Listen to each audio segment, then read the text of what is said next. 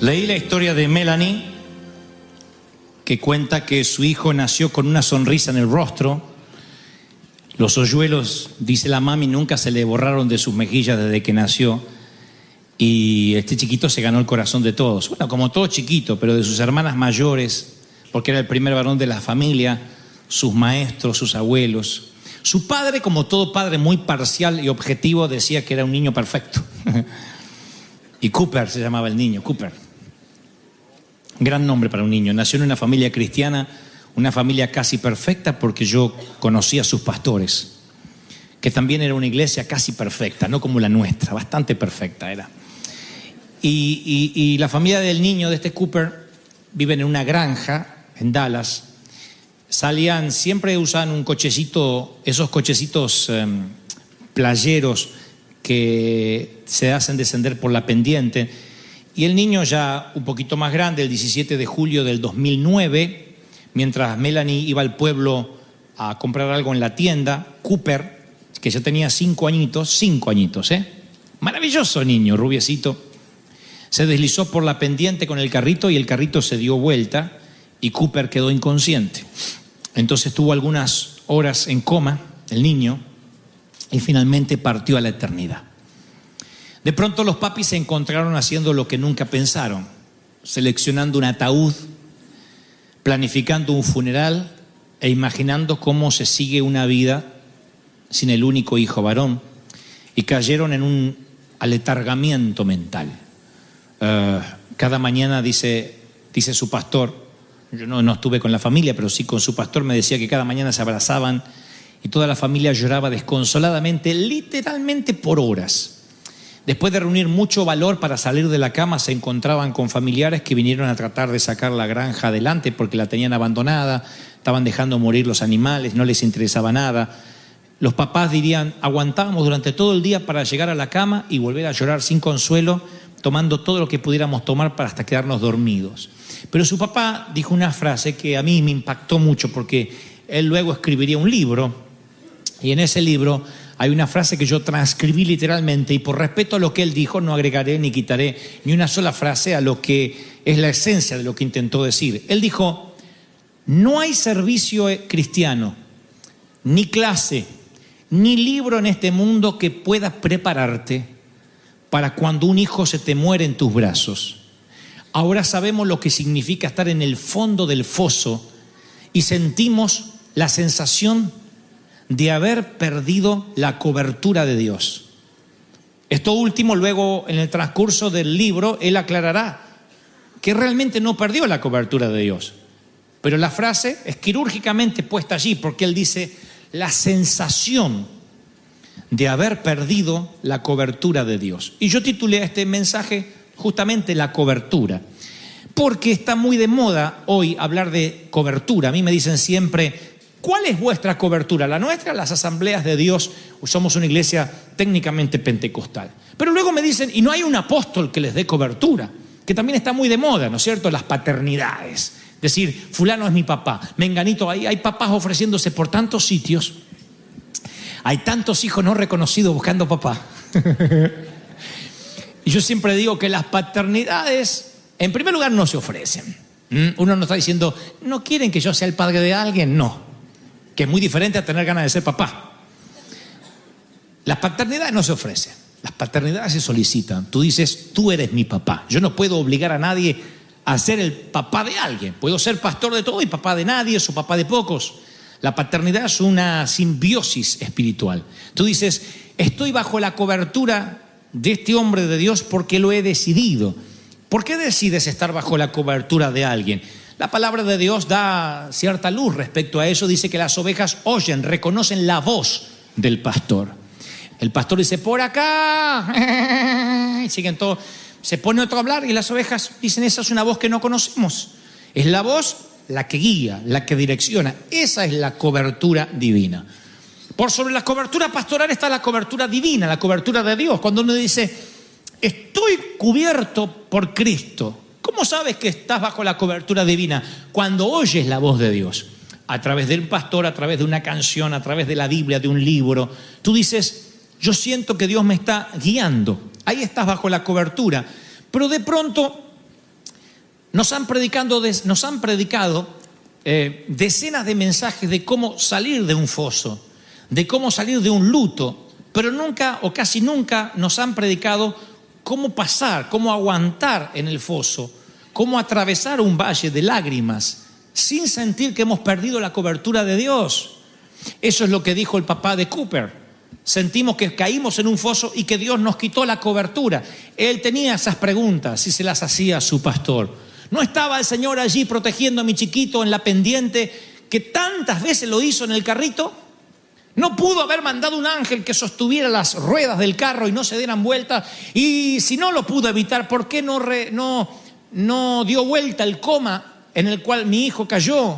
¿Por qué no trastocó su salud? ¿Por qué no hizo un milagro? Y para esas preguntas solo hay respuestas cuando estemos en la eternidad. No podemos responder a esas preguntas y un mortal que lo intente ensayará una suerte de explicación torpe, pero no calmará la profundidad del interrogante que tiene un padre que siente que pierde la cobertura divina. Hay un momento en que tu mundo toca fondo. Damas y caballeros, en este mundo los cochecitos se vuelcan. En este mundo el mercado inmobiliario se desploma. En este mundo los resultados del análisis puede que den positivo. Y antes que te des cuenta, sientes que estás en un foso. Y te preguntas si Dios te abandonó. Nos preguntamos, aún viniendo a la iglesia, si Dios nos abandonó. José, estoy hablando del José bíblico, de ser un niño mimado pasa a estar en un foso casi sin escalas. No hay escalas. Es de un niño mimado vistiendo la ropa más prestigiosa del momento a terminar en un foso y luego a estar en medio de una subasta de esclavos en Egipto. El hijo preferido de Jacob era pinchado, aguijoneado, examinado para ver si tenía piojos, tratado como un asno. Fíjense, si un hombre que viste con ropa de marca es el hijo mimado de su papá, de pronto lo examinan como un asno, le miran las orejas, lo desnudan, le tocan los genitales, le meten dedos por cualquier parte para saber si no tiene pestes, porque así se hacía con los esclavos. Eso es denigrante, es por lo menos humillante para un hombre, y es obvio que le da lugar a que él piense: perdí la cobertura de Dios. ¿En qué libro, en qué mensaje, en qué sermón me predicaron que algún día me examinarían como un asno a ver si tengo piojos en la cabeza y en el vello púbico delante de todos? Eso es humillante. Y él piensa que perdió la cobertura de Dios. Piensa que de alguna forma Dios quitó su mano de él, y que si Dios quitó su mano de él, debe ser porque algo malo hizo, y tiene cientos de preguntas. Y no solo se lo pregunta, sino que se inquieta, porque esto no debió estar en el plan de un hijo de Dios. Potifar, un oficial egipcio, lo termina comprando. No hablaba el idioma, no conoce la cultura, tenía todas las posibilidades en su contra. Pudo nunca haber salido del foso. O sea, a ver si nos ponemos de acuerdo. José cae en un foso porque sus hermanos lo tiran ahí, hasta que lo venden a los esclavos, que era un grupo que pasaba por el sitio. Pero él, aunque salió del foso, el foso pudo nunca haber salido de su corazón. Hay gente a la que un foso les cambia su vida para siempre. Un solo foso le cambia, le redirecciona su vida, y ese foso puede llamarse, insisto, un funeral, una quiebra inmobiliaria. Hay gente que necesita una muerte para decir: mi vida cambió. Y hay otros que dicen: no, yo no necesité una muerte, simplemente perdí mi casa, nunca pude reponerme a eso, vivo rentando, o lo que es peor, de prestado. Y nunca pueden quitarse el foso de su corazón. Ya no están literalmente ahí, pero no pueden dar vuelta a la página de su vida. Y yo he aprendido que cuando te cuesta, anótenlo para el Twitter de su corazón, que es la versión átenlo a las tablas de su corazón moderna. Yo he aprendido que cuando te cuesta dar vuelta a la página, a veces hay que cambiar de libro. Me miran como diciendo: ¿y qué dijo? Si te cuesta dar vuelta a la página, a veces lo que hay que hacer es cerrar el libro y cambiar de libro. A veces queremos pasar de capítulo, y Dios quiere cambiar completamente nuestra vida, tal como la conocemos. No es dar vuelta a la página, es literalmente cambiar de vida, cambiar de libro. Y para eso Dios puede valerse de un foso, porque la Biblia dice que a José, cuando llega a la casa de Potifar, que era el encargado de la seguridad, nada menos que del el number one de Egipto, el faraón, cuando él llega a la casa de Potifar, a la casa de su amo, le fue muy bien, dice Génesis 39:2, porque Dios estaba con él. No se pierdan este detalle, por favor. Le fue muy bien porque Dios estaba con él. José llegó a Egipto con la ropa puesta. En apenas 4 versículos está administrando la casa del hombre a cargo de la seguridad de Faraón. ¿Qué pasó? La respuesta es muy sencilla. ¿Sigue estando en el foso? Y sí, es esclavo. Antes de llegar a la casa de Potifar, insisto, le revisaron si tenía piojos, lo desnudaron, le metieron los dedos en las orejas, o sea, lo humillaron, sí. ¿Está viviendo una situación de bendición? No. Y entonces, ¿por qué las cosas le empezaron a ir bien si todavía está en el foso? No se pierdan el detalle. Dios estaba con él. 4 palabras que cambian la vida en el foso de cualquiera, pero Dios estaba con él. Tú puedes estar fuera del foso sin Dios, pero puedes estar en un foso y Dios está contigo. Dígame cuál es la mejor situación. Tú puedes estar en el foso y Dios está contigo. Y si Dios está contigo y estás en el foso, es mejor que estar fuera sin Él. La cobertura es que aunque estés en un lugar maloliente, si Dios está contigo, aún en el foso vas a sonreír y vas a ser de bendición a los del foso. Aún en la cárcel vas a generar bendición a los de la cárcel. No dice que tener cobertura es ausencia de cárcel, ausencia de esclavitud, ausencia de foso y ausencia de potifares.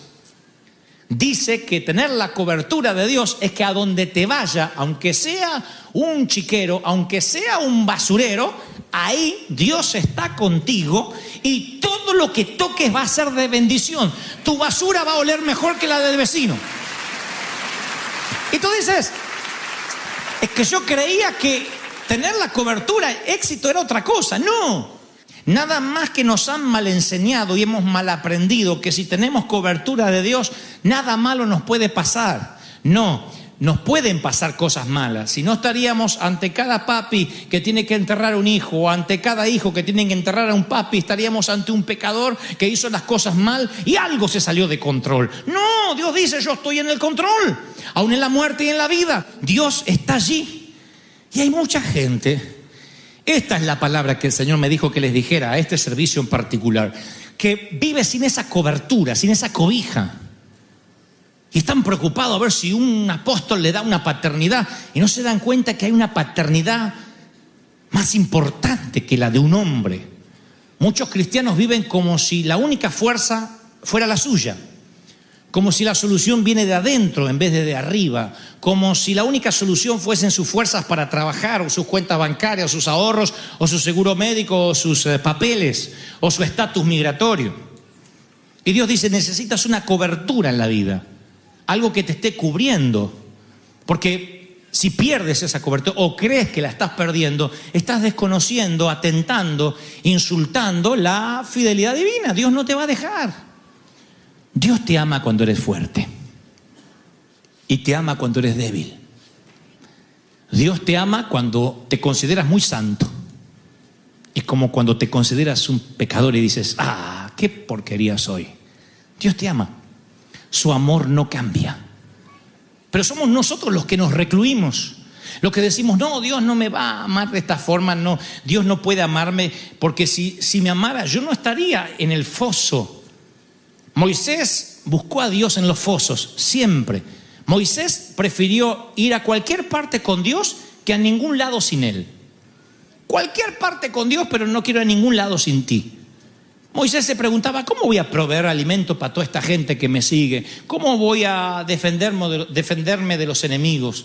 ¿Cómo vamos a sobrevivir? Y terminó reduciéndose, su embudo se redujo a esto: si tu presencia no ha de ir conmigo, no nos quites de aquí. Yo sin cobertura no me muevo.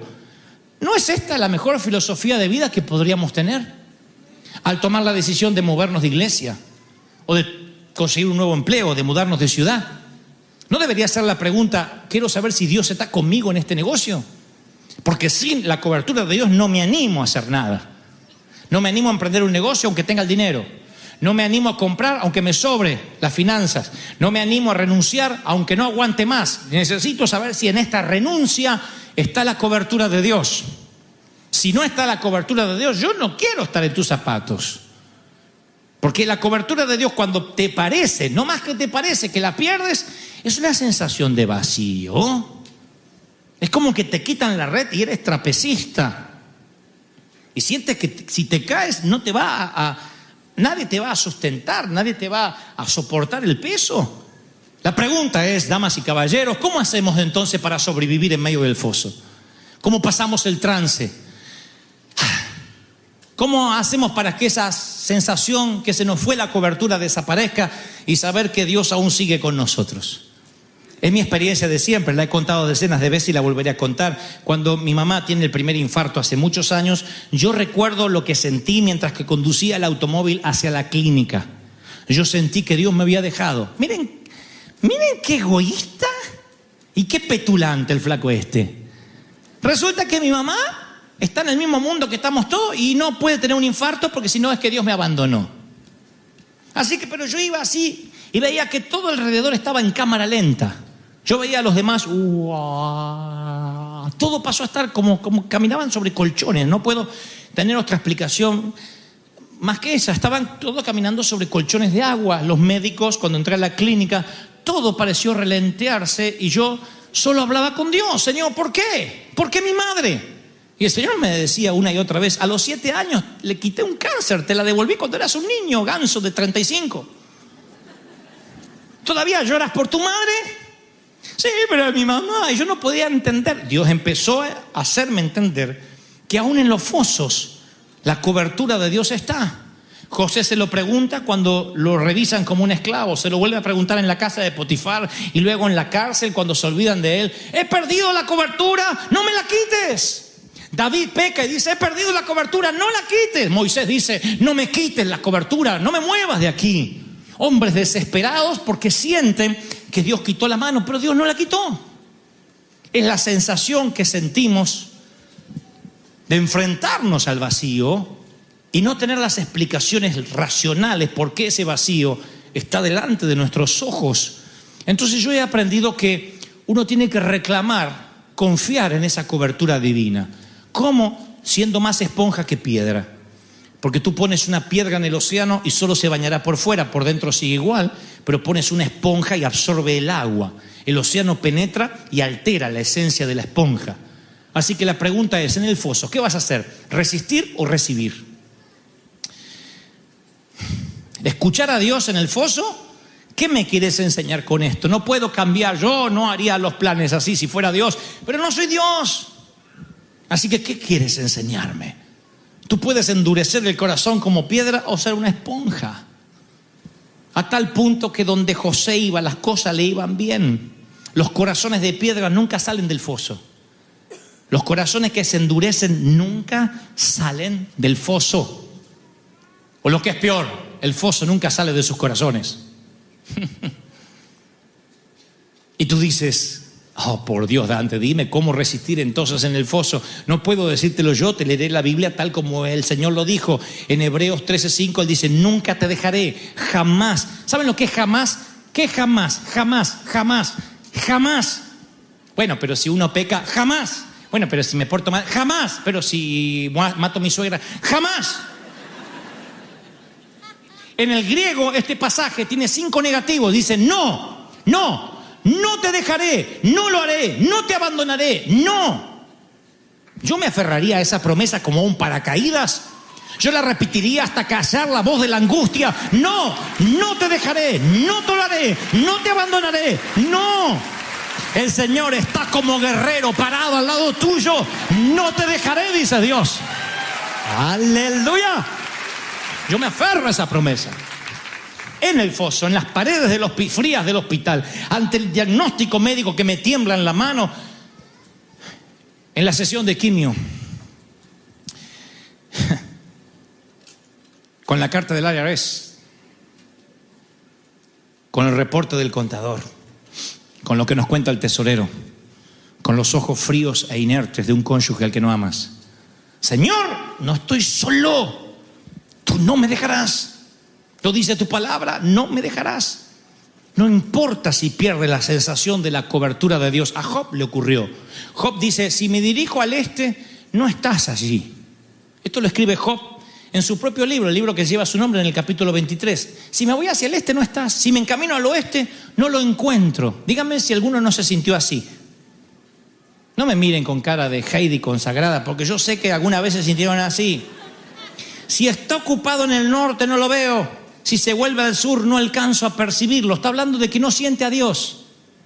¿Cómo va a sentir a Dios un hombre que pierde sus hijos en un mismo incendio, en un mismo derrumbe? Se le mueren sus hijos, se le muere su esposa, se le muere el ganado. No, pero él confiaba en el Señor. Y en un foso es difícil confiar. Y Job dice, no te encuentro ni en el norte, ni en el este, ni en el oeste. No lo culpen por una oración así. Pero a pesar de no sentir la cobertura, él declara algo en fe. En el mismo capítulo del libro que lleva su nombre, dice, en cambio, si él conoce mis caminos, si él me está poniendo a prueba, de algo estoy seguro, voy a salir puro como el oro. Dios me pondrá a prueba y voy a salir. ¡Aleluya! ¿Cuántos reciben esta palabra? La cobertura está sobre ti, eso es innegable. Pero claro, si el vuelo está bueno, Dios está allí. Si el vuelo se mueve mucho, la cobertura está haciendo interferencia. Si la salud está bien, Dios está sobre ti. Si la salud está mal, algo está mal. Y yo he aprendido que ya está, Dios es fiel, independientemente de lo que yo haga. ¿Y cómo debo orar? Te preguntas, te diré cómo. Golpea la mesa, clama, grita, paséate por toda la casa orando. Hay momentos que hay que orar persistentemente. ¿Estás enojado con Dios? Díselo. Se va a reír, pero díselo. Jeremías lo hizo. Estaba en el exilio, hambre, muerte, y llenó sus devocionales. Jeremías, con tantas quejas, eran quejabanza. ¿Vieron que dice, eso hermano que hacen quejabanza? Eso Dios no lo quiere. Pero Jeremías, hombre de Dios, se quejó tanto que a su libro le puso Lamentaciones. Lamentaciones de Jeremías, así se llama el libro. Lamentaciones. Y a nosotros se nos pasa por alto, no son las bendiciones, los agradecimientos de Jeremías, son lamentaciones. Me cercó por todos lados, no puedo salir, has hecho pesadas mis cadenas. Aun cuando clamé, Dios cerró los oídos a mi oración. Qué rabia que tiene. ¿Por qué el Dios dejaría que esto estuviese incluido en la Biblia? Porque los Salmos 142 dice, delante de Él expondré mi queja, delante de Él manifestaré mi angustia. Hay angustia que hay que manifestar, porque si no la manifiestas a Dios, pueden pasar dos cosas. Que se la manifiestes a un hermano y eso nunca es de bendición, porque lo que arrojas es basura, el otro nunca te va a resolver nada. O lo que es peor, que te lo tragues. Y cuando te tragas la hiel, la amargura, somatizas, te enfermas. Tus huesos se envejecen literalmente, entonces tienes que manifestar tus quejas. A veces es mejor mostrarle a Dios un puño cerrado que darle la espalda. Enójate con Dios, dile, Señor, esto no lo entiendo, no lo entiendo, no lo entiendo. Se piensa que Dios va a decir, qué burro. Ya sabe que eres burro, antes que se lo dijeras. Ya sabe Dios que no entiende. Yo a veces le digo, Señor, esto no lo entiendo y me lo tienes que explicar, no lo entiendo. Ustedes se piensan que Dios dice, paremos el cielo, serafines, paren de cantar, que Dante no está entendiendo. Pero yo se lo dije.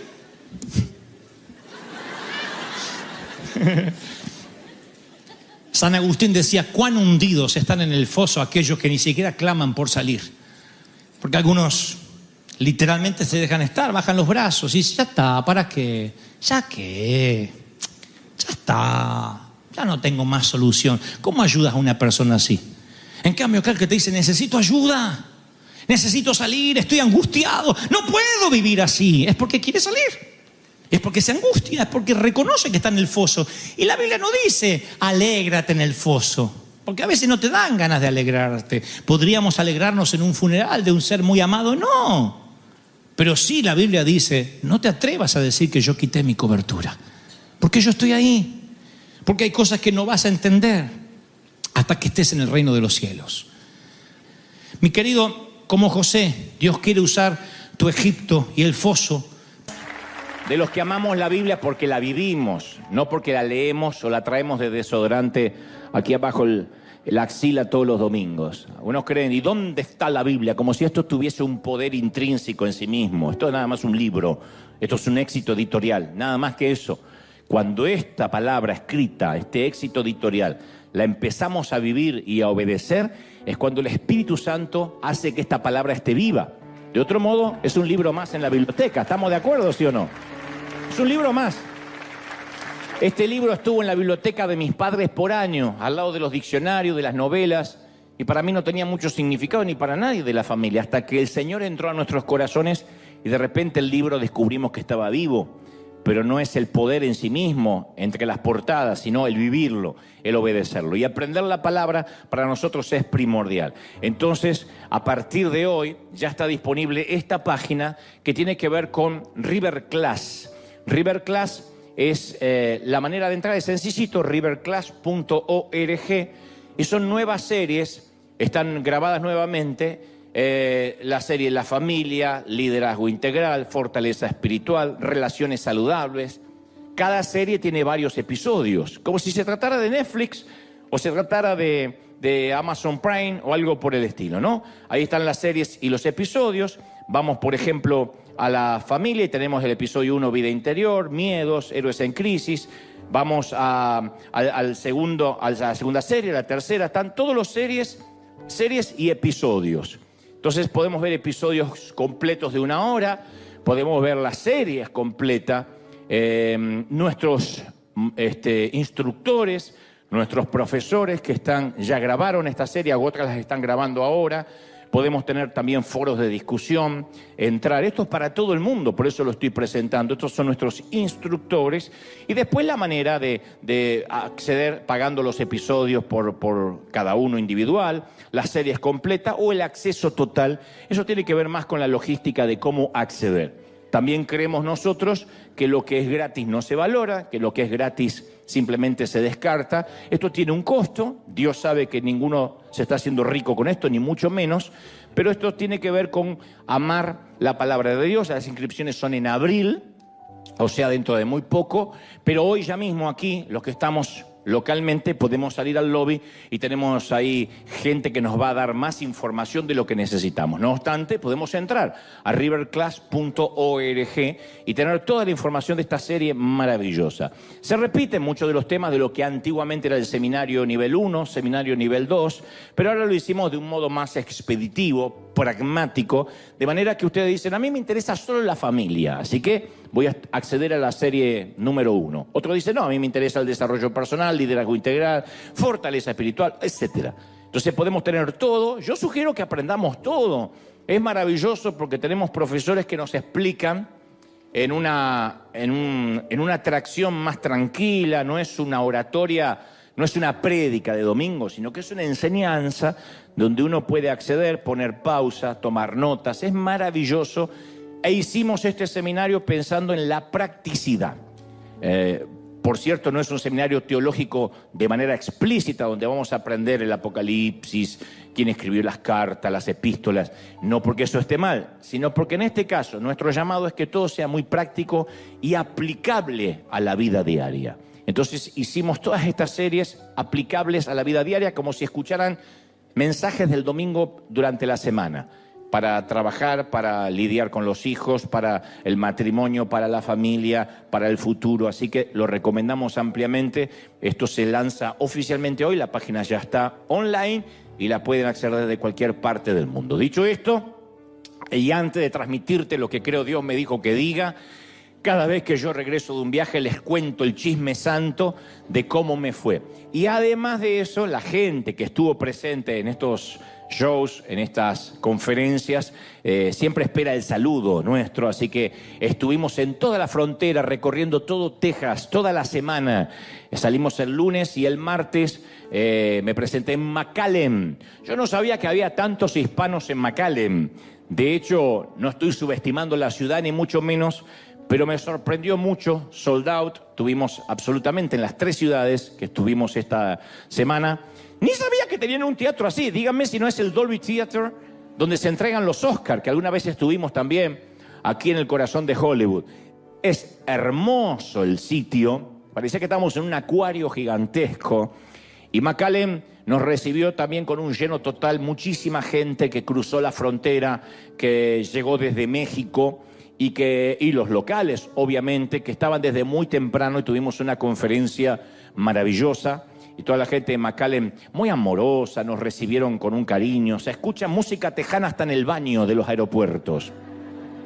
Mirá qué lindo, mirá, maravilloso, una conferencia 2 horas 20, donde reímos, donde lloramos, donde fue mucha gente que no conocía al Señor, inconversa, invitados, me consta, muchos católicos, muchos judíos, ortodoxos. Se me acerca una dama y me dice, yo soy testigo de Jehová. Y le digo, está bien, yo no vi el accidente, pero también podría ser testigo.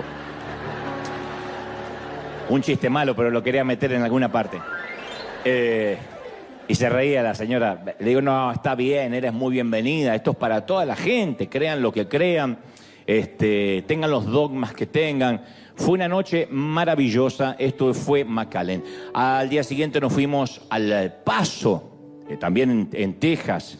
El Paso, un sitio maravilloso que cuando uno llega en el avión parece que está en pleno desierto. Y después tiene un downtown, un centro muy bonito, un lugar muy colonial. En algunos momentos me sentía en la serie del Zorro de Guy Williams, porque tenía ese marco colonial, ese marco, diría casi español, que no se suele encontrar mucho en los Estados Unidos. Verán que el hotel también, dicho sea de paso, era español, pero el teatro tiene todo ese marco europeo.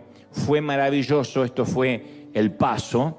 Así que fue una corrida durante toda la semana. Tomamos casi 6 aviones para poder hacer combinaciones y estar en todo Texas, que es uno de los estados más grandes de los Estados Unidos, ustedes lo saben. Finalmente teníamos que terminar en Houston. Houston fue maravilloso porque tiene este gran coliseo, un sitio que alberga muchísima gente, que nos parecía también extraño que se pudiera llenar. Y efectivamente tuvimos un lleno absoluto, llegaron gente de todas partes de los Estados Unidos. Houston es un sitio muy, muy neurálgico, muy importante, y toda la gente que estuvo allí presente se dio cita desde muy temprano. Un tránsito feroz, como todas las grandes ciudades. Decía el chofer que nos llevaba de un sitio a otro que cree que es el peor tránsito de los Estados Unidos, incluso peor que Los Ángeles en una hora pico. Fíjense qué maravilloso que fue Houston, donde también nos recibieron muy bien, donde fue glorioso, donde Dios, fundamentalmente a todo el equipo que me acompaña y a mí, nos dio fuerzas, nos dio salud, y eso es muy importante. Gracias por orar. Para terminar la gira de Estados Unidos en 2 semanas, justo la semana de Easter, no voy a faltar aquí el domingo, pero en la semana anterior me toca nada más que nos queda Charlotte, North Carolina y Atlanta. Y después de eso ya nos vamos para el resto de América y Europa, pero gracias por orar, gracias por sostener. Ese es el Chisme Santo, gente del Paso, McAllen y Houston. Dios los bendiga. Y nos vemos en Argentina el 11 de abril. El 11 de abril allí en el Movistar Arena. Muy bien. ¿Estamos listos? Dicen conmigo, ¿estoy listo, sí o no? Muy bien. Estaba leyendo hace poco de un caso psiquiátrico muy particular.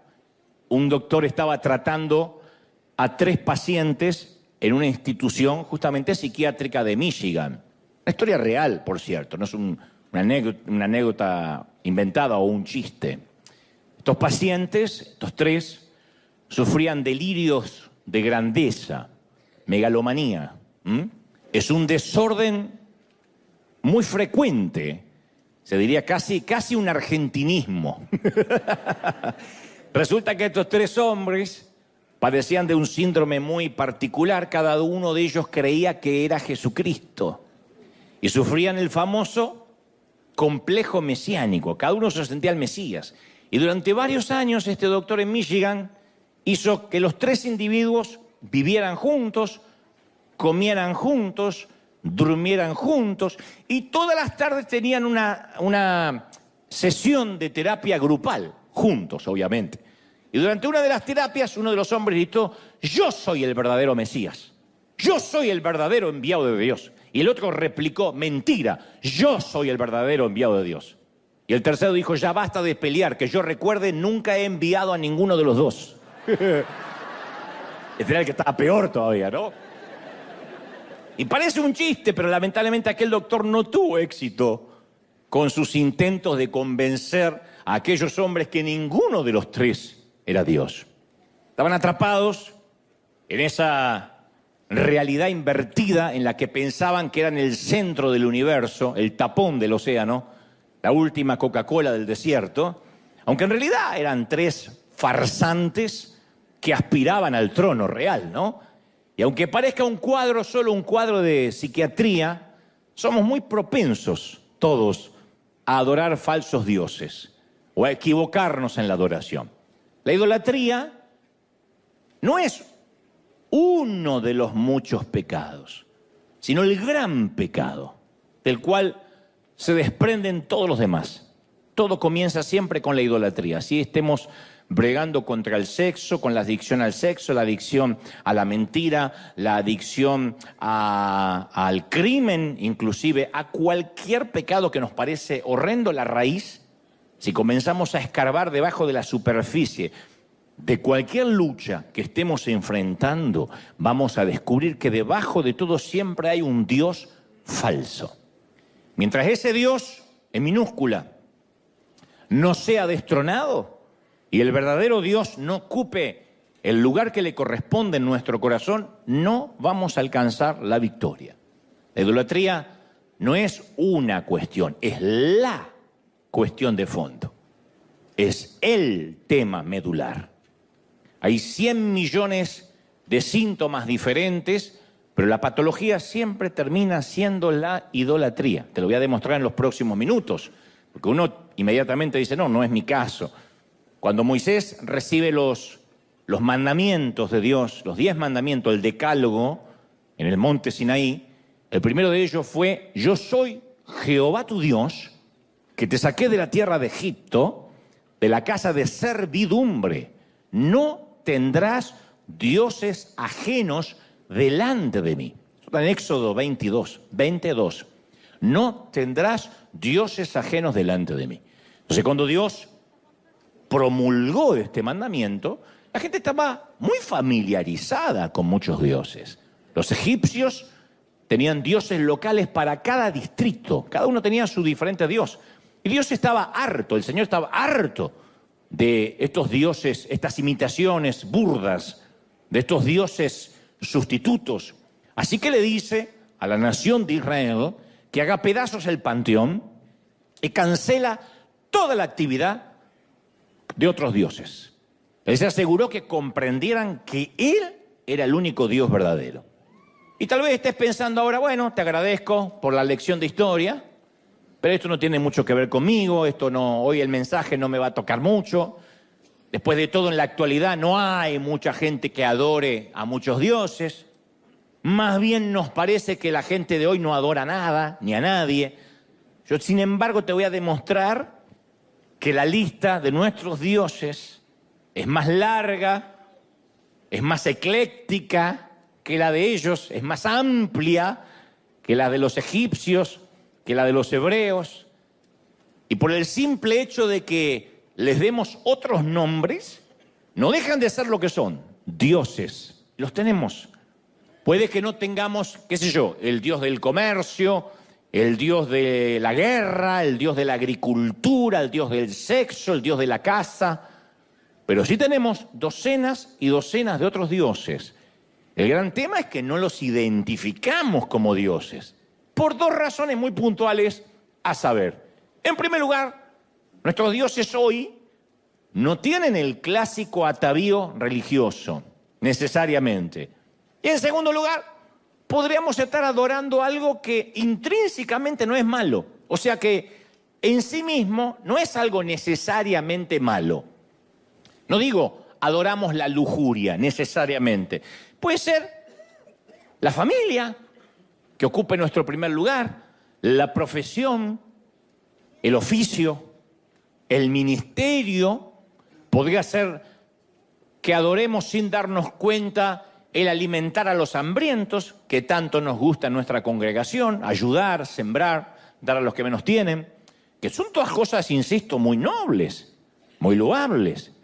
El problema radica, como viene Dios hablándonos las últimas semanas, que apenas algo ocupa el lugar de Dios, se transforma en un ídolo, sustituto.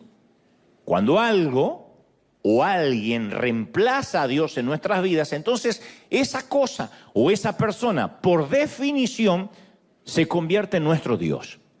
Entonces, cuando Dios le dio a Moisés los mandamientos en el monte Sinaí, el pueblo esperaba abajo y Moisés se tardaba mucho y el pueblo se impacientó. Moisés estaba arriba del monte hablando con Dios. Y el pueblo, que tenían algo de sangre hispana, dicen los teólogos, no aguantaban. Entonces se reunieron el oro que todos tenían, la billutería que algunos tenían, lo echaron al fuego e hicieron un becerro de oro para adorar. ¡Qué ironía! ¡Qué ironía!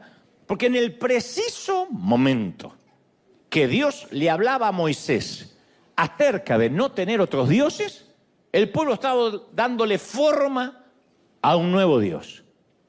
En el monte Moisés hablaba con Dios y en el llano la gente hablaba con un Dios, bueno, hablaba. El Dios no puede responder, el Dios con minúscula, pero adoraba a un Dios pagano.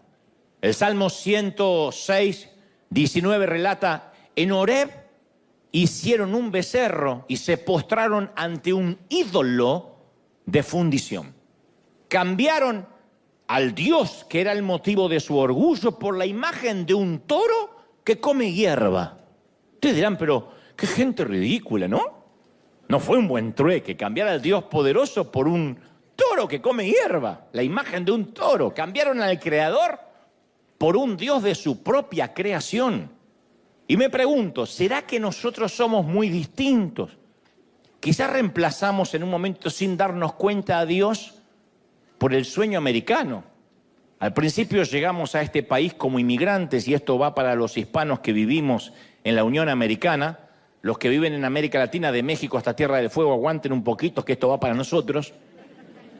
Al principio llegamos como todos para estar un poco mejor, para tener una mejor calidad de vida, lo cual es muy noble. Y después nos fuimos envolviendo en tarjetas de crédito, en préstamo, en hipotecas. Y nuestro Dios se empezó a hacer sin darnos cuenta el tener un buen crédito, un auto, una casa soñada, que no está mal en sí mismo. Pero a veces se empieza a cambiar el cronograma, el organigrama, de nuestra vida. Por una profesión, por una carrera que nos demanda el día entero y ya no tenemos tiempo para orar, para buscar a Dios. Leer la Biblia es un artículo de lujo. Por un equipo de fútbol, hay gente que tiene la idolatría por un equipo de fútbol que tampoco está mal. Yo me gusta hacer porras por Argentina, especialmente cuando gana tantos campeonatos y llega a las finales. Pero a mí me ha sorprendido mucho a gente que cae en la depresión si su equipo pierde. Es una locura.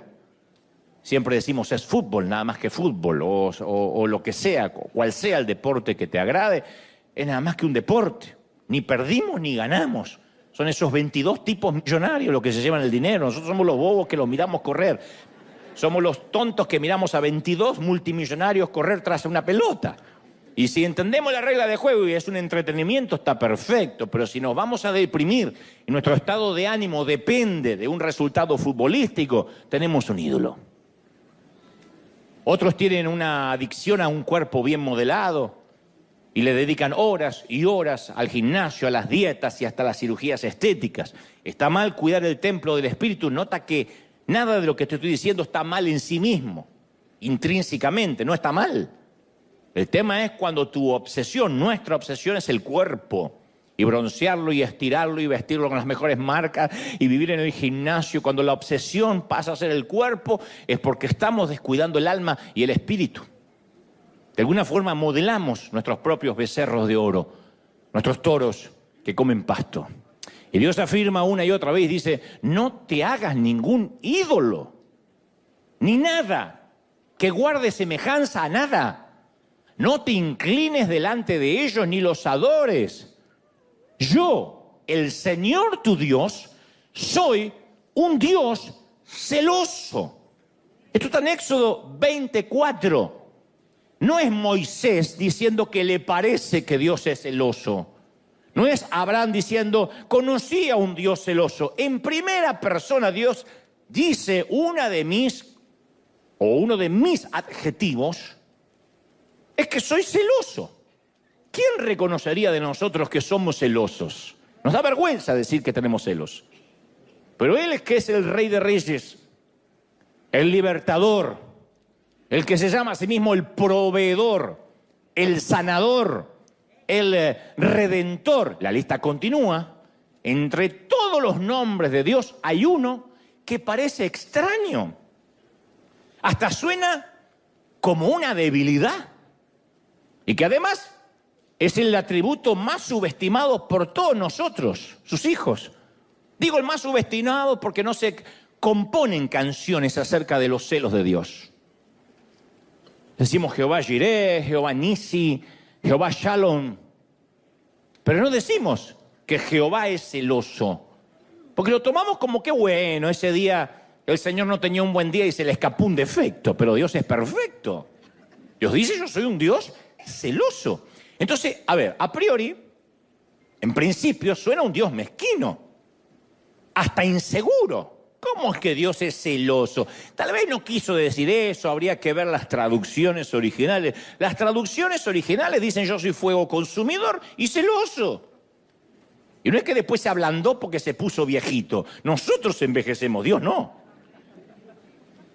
Suena... Cuando dices yo soy celoso, suena a ese noviecito posesivo que alguna vez tuviste, que no te dejaba hablar con nadie y te controlaba los textos del celular, que dijiste me saco a este parásito de encima porque me va a hacer la vida imposible. A eso suena. No digo que lo sea, a eso suena. De hecho, los psicólogos afirman que los celos son emociones que a veces no podemos controlar y que debiéramos tener bajo control, que hay que gestionar esas emociones de inmediato y eliminar esa emoción en la medida de lo posible porque es insana para cualquier relación, entre padres e hijos, entre pareja, es una relación insana entre amigos. Y los psicólogos señalan que los celos por lo general suelen partir de dos premisas, miedos infundados o inseguridades. Si tienes una pareja celosa, tiene miedos infundados o inseguridades, que te controla, que desconfía de ti. Detrás de todo eso siempre hay un trastorno emocional muy serio. Por eso, insisto, suena extraño que Dios diga, yo soy celoso. Además, uno dice, ¿y qué razones podría tener Dios para ser celoso? ¿Acaso no le pertenece todo? ¿Hay algo que pueda competir con su poder, con su grandeza? Por supuesto que no. Pero Él es celoso de nuestro corazón. Y no porque sea inseguro, sino porque nos ama demasiado. Nos ama demasiado como para compartirnos. Si amas, sabes que tus celos son sanos porque no quieres compartir a quien amas demasiado. Dios quiere una relación que sea exclusiva, porque sea Dios y porque no tenga inseguridades y porque no compita con nadie. No necesariamente dice, bueno, búscame cuando tengas ganas, yo soy como el 911, a lo mejor no me usas nunca, pero voy a estar ahí. Soy como ese seguro de vida o ese seguro médico. Si te enfermas, ahí voy a estar. No, Él dice, yo quiero una relación exclusiva, comprometida. No tiene ningún interés Dios de mantener con nosotros una relación abierta, de practicar el poliamor. De que digamos, bueno, picoteo acá, picoteo allá, y cuando tengo ganas voy a buscar a Dios. Él no quiere compartir el sofá de 2 plazas de nuestro corazón. Su trono tiene solo un asiento. Y cuando nos buscamos un sustituto, un burdo, patético, ridículo, becerro de oro, es similar a cuando vemos a nuestra mascota, a nuestro perrito, que lo sacamos a pasear y empieza a beber agua de la cuneta, del zanjón, de la cloaca. Dios ve que en lugar de nosotros disfrutar el agua de vida que Él solo nos puede ofrecer, nos buscamos sustitutos que son asquerosas y repulsivamente inferiores. Y nos ve tomando agua de la cloaca y nos ama tanto que dice, no, yo soy tu Dios. ¿Qué tienes que hacer bebiendo esa porquería? Imagina esto, para entender los celos de Dios. Llevas a tu hija a comer a un restaurante muy fino. No te importa gastarte una fortuna, vas a reventar la tarjeta porque se trata de su graduación. Y tu hija es tu orgullo y se acaba de graduar, así que quieres honrarla con una buena cena. Así que le ordenas un filet mignon, un exclusivo corte de lomo argentino. Si se gradúa, lomo argentino. Reciban este consejo de parte del corazón del Señor. Y te lo traen a la mesa, crepitante, cocinado a la perfección, 3/4 hay que comerlo. No como eso que hacen así el tenedor, hace la vaca. Hay que comerlo 3/4. Ahora imagina, y no lo llenen de chimichurri, eso no es ser argentino, no lo llenen de chimichurri, es un poquitito nada más. Tengo hambre. Imagina que cuando llega el momento de comerlo, tu hija mete la mano en el bolso y saca una pupusa a medio comer. Cuando ustedes prediquen, pongan el ejemplo que quieran. Predico yo, pongo el ejemplo que estamos. No, saca una pupusa que ni siquiera está envuelta en un papel, que tiene algo de moho. Tiene un color verdoso. Sí, se la regalaron hace 1 mes y medio y la tenía guardada ahí. Tiene hasta pelusas del bolso, que camina una hormiga. Y la ves frente a un pedazo de lomo que te costó una fortuna y se pone a masticar un trozo de una pupusa en mal estado. ¿Cómo reaccionarías? ¿Te enfadarías? Pagaste un precio alto por ese medallón de carne. Entonces, amas a tu hija y quieres que experimente lo que tienes para ella, lo que preparaste para agasajarla, así que te quedas muy frustrado y dices, ¿pero por qué haces eso? Y bueno, porque a mí me gusta esto. Me hubiese dicho, te llevaba un negocio a un restaurante de pupusas, pero no comas eso que está enmohecido cuando te estoy agasajando. Entonces Dios sabe lo que tiene para nosotros y se aflige al ver las elecciones que realizamos en nuestra propia ignorancia. Se aflige cuando ve filas y filas tras una estatua. O gente que dice, no, yo no lo adoro, pero representa algo. Y se postran ante ridiculeces. Es comer algo enmohecido cuando Dios dice, yo te preparé lo verdadero. Eso define los celos amorosos de Dios. Un padre que ama y dice, yo no puedo creer. Una madre que cocinó toda la tarde o toda la mañana, preparó un manjar y el hijo agarra un trozo de pan duro y se va a la calle y dice, yo no lo puedo creer. Te pones celosa por amor, dice, yo quiero que se alimente bien. En Jeremías 2:13, Dios habla a través de su profeta, del profeta que le da el título al libro, y dice, porque 2 males ha hecho mi pueblo. Me dejaron a mí, fuente de agua viva, y cavaron para sí cisternas, pozos, rotos, que ni siquiera retienen el agua. Entonces Dios resume la rebelión de ellos en 2 pecados. Lo han rechazado y se han vuelto a ídolos que no tienen valor. Y eso explica por qué a veces somos tan torpes de reemplazar a Dios, que es como cavar propias cisternas rotas, mientras que a nuestro lado corre un manantial de agua fresca. ¿Quién tomaría agua de un pozo medio estancada, con olor a pútrido, cuando al lado hay una corriente de agua dulce, de aguas cristalinas? Por eso esto revela, esto de las cisternas rotas, lo ridículo de la idolatría.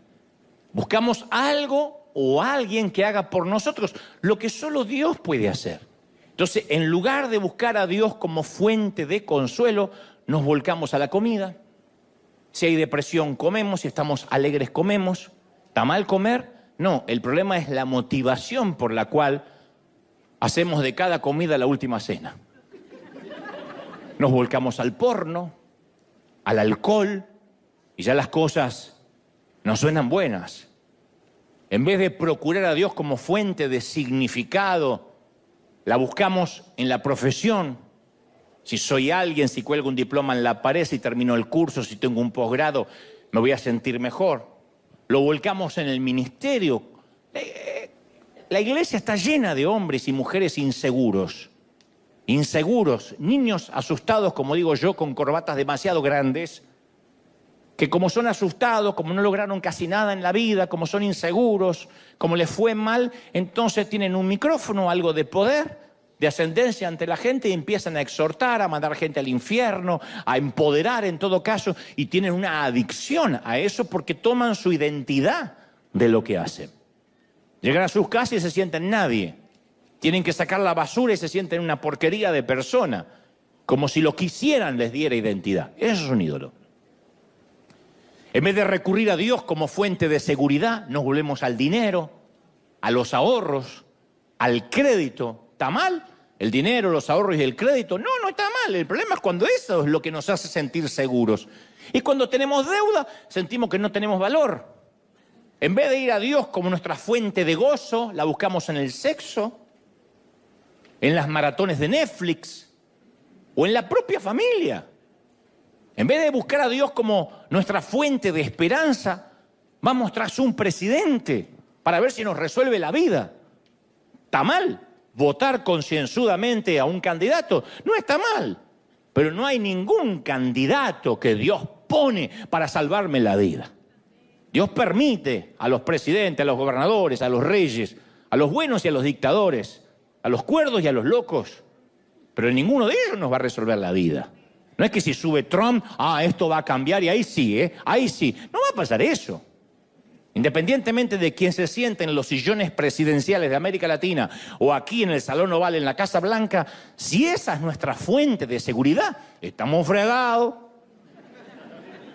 Entonces, en vez de volcarnos a Dios como fuente de identidad, yo sé quién soy en Dios, pasamos horas buscando aprobación en las redes sociales. Y la gente de las redes sociales es la misma gente que el domingo de Palmas le dijo al Señor, Hosana al que viene en el nombre del Señor. Y a la semana se cruzaron de vereda y gritaron, crucifícale. Por nuestra salud mental tenemos que saber que la gente que nos felicita en las redes sociales es la que nos va a dilapidar mañana cuando algo no les gusta. O viceversa. Así de fluctuante es la gente. ¿Por qué? Porque somos gente. No somos marcianos hablando de los terrícolas, somos terrícolas. Estamos poniendo nuestra esperanza en algo que no puede contener el agua, en cisternas rotas. ¿De verdad?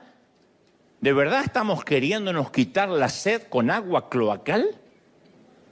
Dicho esto, te voy a contar una historia muy interesante. Josué es quien sucede, quien toma la banda presidencial después de Moisés.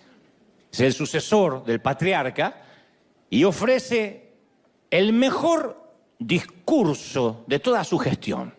Tuvo varios discursos Josué. Comandante, un hombre de guerra, de batalla, que sabía decir las cosas correctas en los momentos oportunos, pero este, a mi criterio, es el mejor discurso jamás dado por este gran estratega, por este gran estadista llamado Josué. Aparece en el capítulo 24 del libro que lleva su nombre, el versículo 14, y dice, por lo tanto, ahora ustedes, decídanse, entréguense al Señor y sírvanle fielmente. Desháganse de los dioses de sus antepasados, esos que adoraron al otro lado del río Éufrates y en Egipto, y solo sirvan al Señor. Si a ustedes les parece mal servir al Señor, bueno, democráticamente elijan ustedes mismos a quién servir. O a los dioses que sirvieron sus antepasados del otro lado del río Éufrates, o a los dioses de los amorreos en cuya tierra ahora están habitando. Pero por mi parte, en lo que a mí respecta, yo y mi familia serviremos al Señor. Yo y mi familia serviremos a Jehová. ¿Por qué es el mejor discurso, a mi humilde criterio? Porque no da vueltas, porque es pragmático, porque va al grano y no trata de ser un dictador. No dice que les va a cortar la cabeza que la cabeza de los que adoren a otros dioses rodarán por la arena. Les presenta un desafío abierto. Es tiempo que el pueblo haga una elección. Elecciones libres. Hable las urnas, a votar. Y se pueden seguir al Señor. O hoy pueden elegir a un Dios diferente. Yo encuentro muy interesante que Josué le está dando 3 opciones más, además del único Dios verdadero. Presenta 4 opciones, 4 candidatos al trono del corazón de la gente. Hay uno solo que está en el trono, pero le dice: en el trono de vuestro corazón tienes 4 candidatos para elegir. A mí, cuando me toca hacer un llamado a la salvación, nunca me ha tocado presentar múltiples alternativas. Nunca he dicho: hoy elige entre Jesús, el Buda, Mahoma o Messi. Nunca. Pero Josué, a pesar de que es un comandante en jefe de las Fuerzas Armadas del pueblo hebreo, un general acostumbrado a dar órdenes, sabe que es necesario que hoy tengan una elección democrática y vayan a las urnas a elegir. Claro, porque él sabía lo que luego todos aprendemos, que no se puede obligar a nadie a repetir una oración y arrastrarlo al reino de Dios por la fuerza. Diga conmigo, repita conmigo, le tomamos los datos y ya está dentro. No funciona así. Se trata de un corazón que realmente sabe lo que está eligiendo, de un sendero que cada individuo debe escoger a expensas de desechar otros caminos. Dios no comparte su trono con nadie. Entonces así lo expone Josué. En principio, le dice al pueblo que tiene 4 opciones y lo desglosa de esta manera. Número 1, sigan a los dioses de sus antepasados, del otro lado del río, del sitio donde una vez salieron. Número 2, sigan a los dioses que luego se encontraron en Egipto, cuando fueron esclavizados tantos años. Número 3, sigan a los dioses de la tierra que ahora habitamos. Número 4, como yo, sigan al Dios verdadero. Escuchando esto uno puede pensar: bueno, gloria a Dios que nosotros no tenemos ese problema. No adoramos a los dioses egipcios, ni a los dioses locales, ni a los dioses del otro lado del río. Pero tengamos en cuenta que cada categoría tiene un momento y un lugar en la vida. Puede que con el paso de los años esos dioses se vistan y luzcan diferentes a los del tiempo de Josué, pero las categorías hasta la fecha siguen siendo las mismas. Y no se nos puede escapar un detalle muy importante. Sí o sí tenemos que hacer una elección. Porque Josué no termina diciendo: bueno, también podrían elegir no adorar a nadie, pueden votar en blanco. No hay voto en blanco, no hay neutrales, no hay abstención de voto. Todos somos adoradores, todos. La adoración se conecta directamente con quién somos. Así es en cualquier cultura y en cualquier civilización. Todos somos adoradores de algo o de alguien. Te lo voy a demostrar en instantes. Donde quiera que uno vaya, vamos a ver a la gente que ya eligió a qué o a quién adorar. Y nosotros tenemos que elegir, porque eso está escrito en nuestro código genético. No podemos decir: yo no adoro a nadie. En ese sentido estoy muy equilibrado. No hay votos en blanco. No hay abstención de votos. Podemos ir a lugares o sitios donde la gente tiene a sus ídolos tribales de la vieja escuela. Rituales, sacrificios, sea una virgen, un santo, una estatua, una imagen. Y ver esas grandes procesiones que parece increíble verlas en el siglo XXI. O podemos ir a las ciudades más modernas y ver que también se inclina ante altares de poder, altares de placer, de finanzas. En el fondo siempre es lo mismo. La gente elige a sus dioses y les lleva sus ofrendas, olvidando que ellos mismos son las ofrendas. Alguien dijo que lo opuesto a creer, lo opuesto a la fe, no es el ateísmo, es la idolatría. Lo opuesto a creer no es no creo en nada, crees en otra cosa o en otro alguien. En otras palabras, todos vamos a adorar a algún Dios, por eso tenemos que elegir esta mañana, tarde o noche, conforme cuando me estén viendo. Fuimos creados para ser adoradores del mismo modo que los pájaros fueron creados para volar y los perros para ladrar y las suegras para estorbar. Fuimos creados para eso. Es lo que hacemos. La pregunta es, ¿quién o qué será el objeto de nuestra adoración? ¿Quién o qué? Entonces, la vida nos va a presentar infinidad de posibilidades de elección. Y existe una gran cantidad de opciones, insisto, menos el no elegir. Hoy no podemos decir, bueno, esto no es para mí, yo no elijo nada. Josué presenta 3 opciones además de Dios y no ofrece el recuadro que diga ninguno de los anteriores mencionados. Le dice, elijan uno. Y si ubicamos esta disyuntiva dentro de un contexto moderno, alguien podría levantar la mano y decir, bueno, todo bien, Josué, pero la verdad que con este tema de la adoración a mí me excede porque yo no soy religioso. Y aquí es donde nos confundimos porque según nuestra manera de pensar asociamos adoración con religión. Pensamos que la adoración tiene que ver con atuendos, rituales, alguna caminata, algún santo. No, el problema está en la mala comprensión de lo que es la adoración. Cuando alguien dice, yo no soy religioso, no está captando el punto. Si eres miembro de la raza humana, con mente, cuerpo y emociones, entonces eres un adorador. Yo soy un adorador y tú también. Esto viene de fábrica, así venimos equipados. No es algo que adquirimos después si nos gusta o si queremos. Insisto, aunque soy repetitivo y monotemático, solo hay que elegir a qué o a quién vamos a adorar. Es un reflejo condicionado que siempre hace que coloquemos la esperanza en algo o en alguien.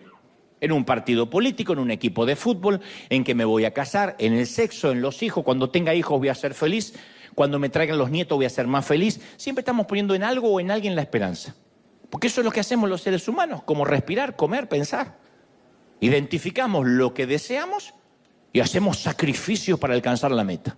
Desde el momento que nacimos y nos dieron leche, estamos persiguiendo algo que creemos que va a satisfacer nuestro apetito. Y el resultado final es que nuestras vidas comienzan a tomar la forma de aquello que más nos gusta. Lo que elegimos adorar nos moldea, define nuestro futuro. Así que como hay un montón de chiquititas que quieren parecerse a Taylor Swift y se visten igual que ella y se tatúan igual que ella, así hay un montón de gente que quiere parecerse al jugador de fútbol, al actor, a su padre, a su tío, a su pareja. Empezamos a parecernos al Dios que adoramos. Por eso es que cuando uno adora al verdadero Dios, cada vez más se refleja la gloria de Cristo en nosotros, porque nos empezamos a parecer cómo respondería Jesús, cómo actuaría. Por eso Josué nos habla todo cuando dice, elijan ustedes a quienes van a servir. No es solo adorar, a quien adoras, sirves. O sea, es una decisión intencional. De otra manera, cuando dice yo me abstengo, porque eres cabezón, y dice yo sí me abstengo, te vas a dejar llevar y te vas a encontrar adorando dentro de un templo, hablo en términos metafóricos, al que nunca elegiste entrar conscientemente, pero ahí estás postrado, sufriendo con el crédito, sufriendo con la cuenta bancaria, con la casa que no logras. Algún Dios sin darte cuenta vas a adorar. De manera que Josué llama al pueblo a elegir y le señala, insisto, 4 opciones. Son como 4 puntos cardinales, como norte, sur, este y oeste. Ninguno está cerca del otro. Cada uno lleva una dirección diferente a las otras. Opción 1. Number 1. Mi inglés está... tiembla Maldonado. Number 1. Los dioses de nuestros padres. Dice Josué, los dioses que tus antepasados adoraron al otro lado del río Éufrates. Los antepasados de Abraham adoraban los dioses de esa región. Entonces, en todo el área de la Mesopotamia había un dios para casi cualquier propósito que te puedas imaginar. Tenían 3 deidades cósmicas, 3 otras que eran astrales, toda una sarta de dioses, una diáspora de dioses con sus correspondientes demonios, porque cada dios tenía su némesis. No hay Spider-Man sin... ¿Cómo se llama? Ese. Abraham había salido de una sociedad que creía que tales dioses los bendecían o no. De hecho, la Biblia nos dice específicamente que el papá de Abraham era un adorador de ídolos, un adorador de imágenes. Ahora Josué quiere saber, ¿van a recurrir a los dioses de sus padres? Y todavía es una pregunta válida, esto no es una lección de historia. ¿O criamos a nuestros hijos en la fe que tenemos o en su defecto los criamos en la fe que no tenemos? Pero no hay neutralidad. Como uno cría a los hijos, no hay neutralidad. O los criamos en la fe que tenemos o los criamos sin la fe que no tenemos.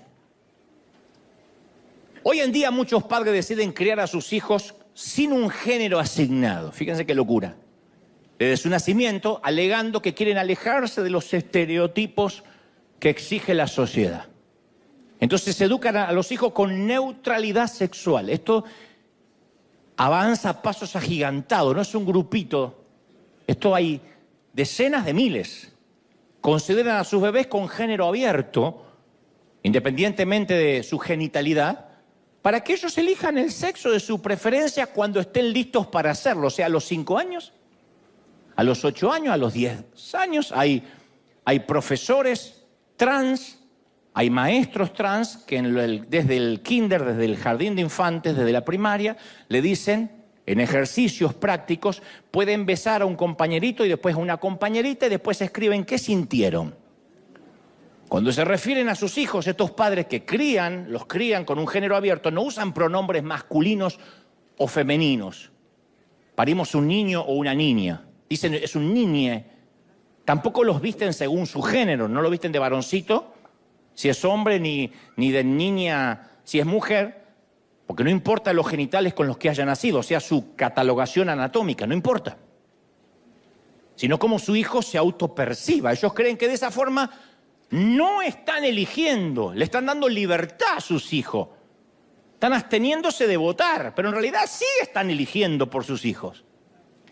No están educando, están adoctrinando a sus hijos, diciéndole que pueden ser del sexo que quieran gracias a una ley y que pueden asumir que existen hombres con vagina y mujeres con pene. Eso no es una educación libre, eso es un adoctrinamiento ideológico. Eso es empujar a un niño, a una niña que hasta la adolescencia tiene dudas. Todos hemos tenido nuestros conflictos mentales, no de elección de género, sino de identidad, y empujarlos desde niño a algo que está completamente, diametralmente opuesto a lo que Dios diseñó. Dejando de lado eso, que es espantoso, lo mismo cuando decimos, yo voy a criar a mis hijos sin decirle en qué Dios creer. Yo no los quiero obligar a la iglesia, que vaya a la iglesia. Que sean libres. Que un día elijan si quieren servir a Dios o no. Es muy diferente a que ellos tengan su propio encuentro con Dios. Uno no puede prestarle el encuentro con Dios a su hijo, porque eso lo transforma en vez de un hijo de Dios en un nieto de Dios. Y la espiritualidad prestada, vicaria, no sirve. Yo estoy consciente que nuestros hijos, porque nacieron en un hogar cristiano, no son cristianos en sí mismos. Es como nacer en un garage y creer que somos un auto. Yo sé que van a tener que tener su propio encuentro con Dios. No obstante, o lo criamos, instruimos al niño en su camino para que de grande no se aparte de él, o decimos, no, yo prefiero que decida él. Y sin darnos cuenta en nuestros hogares, levantamos un ídolo y le enseñamos a nuestros hijos en quién o en qué creer, quién o qué es digno de nuestra adoración y quién no lo es. Si en casa nunca hay devocionales, si en casa nunca se lee la Biblia, si en casa nunca se canta una alabanza, le estamos diciendo a nuestros hijos, a ese Dios no hay que adorar. Elige tú. Como diciéndole, elige el sexo. Si nos aterra aquellos que crían a hijos con género abierto, nos debería aterrar aquellos que crían a hijos con creencias abiertas. Ahora, convengamos, todos heredamos creencias de nuestro hogar, de nuestros padres. Algunas cosas de las que heredamos de nuestros viejos son fáciles de ver. Heredaste la nariz de tu papá, las caderas de la vieja, el trasero del tío, que llegó hasta el padre. Pero no es lo único que recibiste de ellos. También terminaste adorando a dioses que ellos adoraron. La psicología llama a esta transferencia, ley de la exposición al entorno. Por ejemplo, la ley de la exposición significa que nuestras mentes absorben de niños y nuestras vidas reflejan de adultos aquello a lo que estuvimos expuestos. Esa es la mayor educación, lo que uno ve, no lo que nos dicen solamente, lo que uno ve. Quizá para tu padre la vida era trabajar. Acto noble si lo hay, digno, ¿no? Pero él trabajaba y trabajaba y trabajaba y su vida era en torno al trabajo. Y estaba dispuesto a sacrificar días de descanso, feriados, vacaciones familiares, solo para trabajar y para trabajar y trabajar. Y tú dices, mi papá era un burro trabajando y me dio ese ejemplo. Pero de pronto recuerdas que el humor de tu padre dependía de cómo le iba en el trabajo. Y era un hombre que trabajaba, lo único que pudiste decir en su funeral, trabajaba. Porque cuando llegaba a casa era un zombi, ausente, no se involucraba con sus hijos, a papá no se lo podía molestar porque papá trabaja. Papá no iba a los actos escolares porque papá trabaja. Papá no le puedo contar lo que me pasa en las emociones porque papá trabaja, porque sostiene, porque provee, ¿está bien? Pero entonces lo más probable es que tu trabajo ahora de adulto también sea tu templo. Y en lugar de encontrar tu identidad en Cristo, la encuentras en tu trabajo. Y cuando no tienes trabajo, tu vida ya no tiene más sentido, te quieres suicidar al día siguiente. Porque el Dios de tus padres era el trabajo. O tus padres vivían quejándose que la plata nunca alcanzaba. ¿Quién no tuvo padres así? Que no malgastes el agua, que el papel higiénico no nos regalan, que no tiren la cáscara de banana, porque capaz que mañana no hay para comer. Y entonces lo más probable que ahora de adulto, tu Dios sea la miserabilidad, que no es lo mismo que la pobreza. Porque ahora tienes un buen pasar, quizá ahorros en el banco, pero eres eso de lo que crees que todo tiene que ser gratis y no estás dispuesto a que se te caiga un centavo de más. Ay, pensé que era gratis, porque viene de la miserabilidad. Entonces, en lugar de encontrar su identidad y su valía en Cristo, la encuentra en lo que puede acumular. ¿Tiene dinero en el banco? Alaba a Dios. Las cuentas están en rojo, ya no quiere venir a la iglesia. ¿Es tu Dios? ¿El Dios que heredaste? ¿O tu padre te vivía diciendo que alquilar, rentar era tirar el dinero? Y entonces sientes que no tienes valor hasta que no tengas tu propia casa. Y te voy a decir algo que no te va a decir otro, porque generalmente desde los púlpitos te dice cuántos quieren ser dueño, ser cabeza, cuántos quieren ser cabeza y no cola, porque Dios te va a dar una casa. Pero yo te voy a decir la verdad. Yo te voy a decir, a lo mejor Dios quiere que rentes toda la vida. O viva de prestado. ¿Y? Acuérdense lo que Dios nos habló el domingo pasado. El Hijo del Hombre no tiene donde recostar la cabeza. No es un voto de pobreza. Algunos pueden comprar, otros no pueden comprar. Porque, ¿qué sé yo? Eso no revela el carácter de nadie. ¿Cuánta gente con casa propia se va directo al infierno y gente que nunca tuvo casa propia es un devoto cristiano? Pero tal vez te dijeron toda la vida, si no tienes tu casa, estás tirando el dinero. Entonces hoy en día tu Dios es, no, la casa, yo cuando tenga el título, ahí voy a descansar. Se abre la falla de San Andrés, no queda ni el título.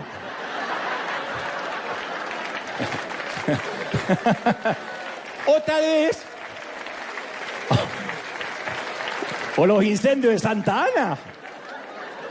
Tal vez tu mamá se preocupaba y hasta se obsesionaba por mantener las apariencias. ¿Recuerdas crecer en un hogar donde todo tenía que estar perfecto, impoluto? Porque si llegan visitas, ¿qué dirán? No dejaba que salieras al comprar el pan si no te peinabas y ella se aseguraba que tuvieras cada cabello en su lugar. No sea que te cruces con la vecina y piense que soy una madre descuidada. Lo más probable es que ahora de adulto adores la apariencia. Y en lugar de encontrar tu identidad en Cristo, la encuentras en la vestimenta que llevas y en lo que la otra gente piensa de ti. Entonces hay un montón de ejemplos. Tu padre adoraba los deportes. Cuando jugaba no sé quién, no se lo podía molestar porque era como Moisés recibiendo las tablas en el Sinaí. Adoraba el dinero, la cerveza, el alcohol. Tu madre adoraba ir de compras. Adoraba a los hijos, la moda. piensa en cuáles cosas se te pusieron delante en el lugar donde creciste. Porque el camino más natural del mundo es adoptar los dioses de nuestros padres. Y Josué dice, ¿quieren seguir a los dioses de vuestros padres? ¿O van a elegir al verdadero Dios? Opción 2. Los dioses de nuestro propio pasado. Dice, los dioses que adoraron en Egipto. Ya no habla del lugar donde nacieron sus padres, sino los que ustedes adoraron en Egipto. Josué menciona específicamente los dioses de Egipto, que no eran ya los dioses de los padres, sino los dioses de su propio pasado que nunca se fue. Porque al igual que la Mesopotamia, los egipcios tenían un panteón de deidades muy diverso. Les encantaba mezclar en las figuras partes del cuerpo humano con parte de los animales. Lo habrán visto en los libros de historia. Tenían un tal Horus, dios del delta, que tenía cuerpo humano con una cabeza de halcón. Hathor tenía el cuerpo de una vaca y la cabeza de una mujer. No dije nada. Ustedes dicen... ¿Están esperando que yo agregue algo más? No, yo llego hasta ahí, hasta el bordecito y ¡epa! Y me vuelvo. Tengo años en este oficio. Pero eso eran los Transformers mutantes del antiguo mundo. Los egipcios tenían sus dioses populares, pero además adoraban a todas las cosas, al sol, a las tormentas, a la luna, a las estrellas. Y los hebreos tuvieron tantos años esclavos ahí que no había manera de no absorber esa cultura que los rodeaba. Así que cuando Moisés condujo al pueblo a la libertad, algunos de ellos no abandonaron los dioses que adoptaron en Egipto. Ezequiel 27 dice, a cada uno les ordené que arrojara sus ídolos detestables, con los que estaban obsesionados, dice Ezequiel. Y que no se contaminara, y usa una palabra muy singular, con esos malolientes ídolos de Egipto. Porque yo soy el Señor su Dios. El Señor dice, apesta tu ídolo. Así les dijo.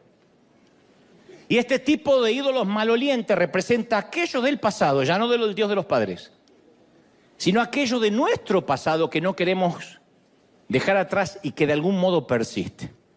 Yo recuerdo hace algunos años, muchos años, fui a buscar empleo allá por el año 91 a una importante compañía de instrumentos musicales y todo dependía de esa entrevista. Me puse mi mejor traje de entonces, me perfumé en cantidad industrial y acudí a la entrevista de trabajo con mi mejor versión, la que podía tener en ese entonces. Pero antes de entrar a la tienda, que estaba en una peatonal muy famosa en Buenos Aires, en calle Florida, tuve que atravesar un parque que era un campo minado de estiércol de perro. Y sin darme en cuenta, cuando entré a la oficina del gerente, un aroma nauseabundo impregnó toda la oficina, superó mi perfume. Y el gerente dice, espere, y empezó a abrir las ventanas hasta que se dio cuenta quién era la fuente del olor. Y yo miré con horror mis zapatos y comprobé que había dejado huellas de excremento animal sobre la alfombra en toda la oficina de quien me iba a contratar. Entonces, este es el punto, que muchas personas se hacen cristianas, invitan a Jesucristo a entrar a sus corazones, a tomar el trono de su vida. Todo es fantástico hasta que captan un olorcito, algo que han traído bajo la suela. Algo que huele, pero que no huele bien, que más bien apesta. Algo que debió haber sido destruido tiempo atrás, pero que de alguna manera te acompañó en la caminata. Está bien, fuimos limpiados minuciosamente. Entonces, ¿por qué todavía a veces llevamos colgado eso del zapato? Porque son convertidos que aún conservan los viejos deseos, algunos viejos hábitos. Han invitado a que el Señor sea el único Dios de sus vidas, pero aún le siguen prestando atención a esos antiguos dioses. Este es el desafío que muchos enfrentamos a algunos de nosotros. El problema no es seguir a Jesús. El problema es que intentamos seguirlo, como dije el domingo pasado, sin dejar algo sucio atrás. Y cuando uno intenta seguir a Jesús con algo sucio, eso va a superar cualquier perfume de alabanza. Josué sabe que hay un poquito de Egipto adherido a las sandalias de su pueblo. Los viejos dioses que se rehúsan a morir. se sostienen, se aferran minuciosamente a nosotros. Quizá cuando llegamos a Cristo recién los antiguos dioses se queden en silencio por un tiempo, pero si no hay una verdadera entrega del corazón, te transformas en un mujeriego en pausa. Yo era mujeriego, pero ahora que vino el Señor a mi vida puse la pausa. No es poner la pausa.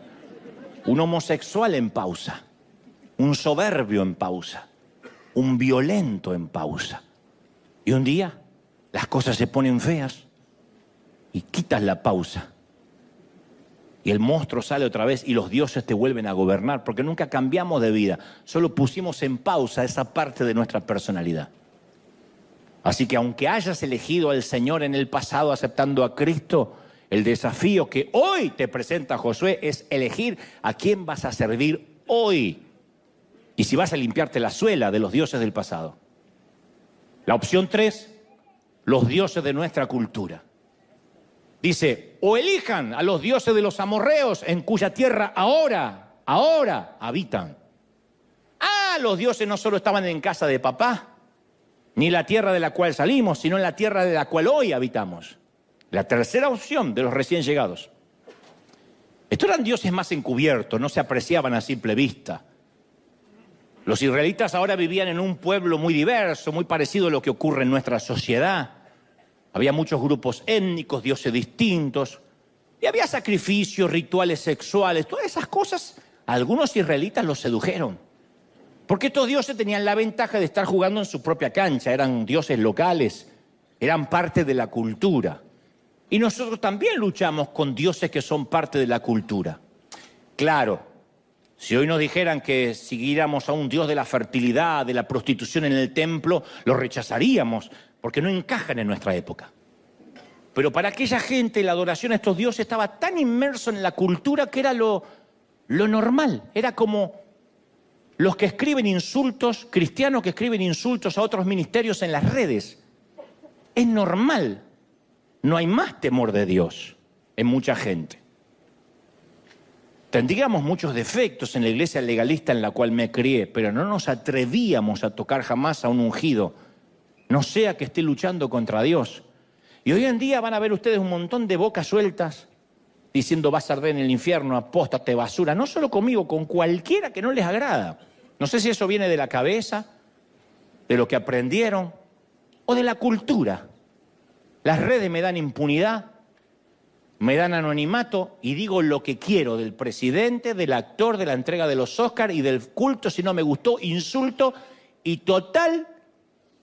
Pecado es lo que se dice, no lo que se escribe. Y de la abundancia del corazón escriben los dedos. Entonces, ¿será posible que tengamos ídolos que no reconocemos porque está tan integrado a nuestra cultura que nos resultan normales, lógicos y hasta orgánicos? Pablo le escribe a Roma en Romanos 12:2 y dice, no se amolden al mundo actual, sino sean transformados mediante la renovación de la mente, así puedan comprobar cuál es la buena voluntad de Dios, agradable y perfecta. Entonces tenemos ídolos que nadie supo predecir. Te cuento, un predicador viajó a una aldea en la India, historia absolutamente real, y conoció a una mujer en la India que alguna vez visitó América y la odiaba. Y ella dijo, odié América, en la India, porque nunca vi tanta idolatría allí como en otro lugar. ¿De verdad? ¿Alguien que vive en un país que adoran a las vacas? Y la mujer describió 3 áreas de idolatría que ella identificó. Dijo, los americanos, y esto no incluye a los gringos solamente, sino a nosotros, adoran el estómago. Y esta mujer describió con una mirada desorbitada los enormes locales abarrotados de alimentos, de súper recontra, hiper, macro hamburguesas así, que pueden agrandar por 20 centavos más, con 2 vacas arriba. Y se tienen demasiado para comer, adoran la comida. Y se sentía ofendida por personas de sobrepeso cuando hay gente en su aldea que no tiene para comer, que racionan el arroz. Segundo, dijo, me sorprende cómo en Occidente adoran la televisión. Diseñan los hogares alrededor de ese aparato. Es impensado en la India. Dice, la pantalla ocupa el lugar más prominente de la habitación y alrededor todos los muebles. No para que la gente hable, sino para que mire el aparato. Y no podía comprender cómo hasta ponían esas pantallas enormes en el dormitorio. Pero finalmente dijo, la peor forma de idolatría la vi en cómo las personas se relacionan con su teléfono. Se sentía profundamente ofendida por el hecho que la gente lo usara hasta para conducir. Y dice, es más, no podía tener una conversación con nadie completa sin que ese alguien mirara su celular.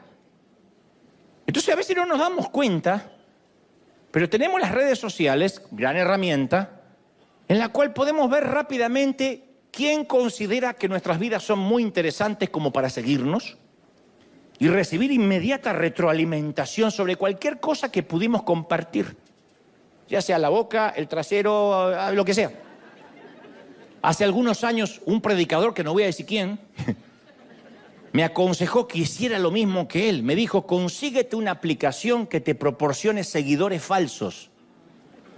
Dijo, es fantástico. Yo tenía 1000 seguidores, ahora tengo 100.000. Dice, no cuesta mucho. Por un módico precio hay una aplicación que hace que te sigan centenar de cuentas falsas. Digo, pero no son gente real. Dice, no, pero te aparecen como seguidores.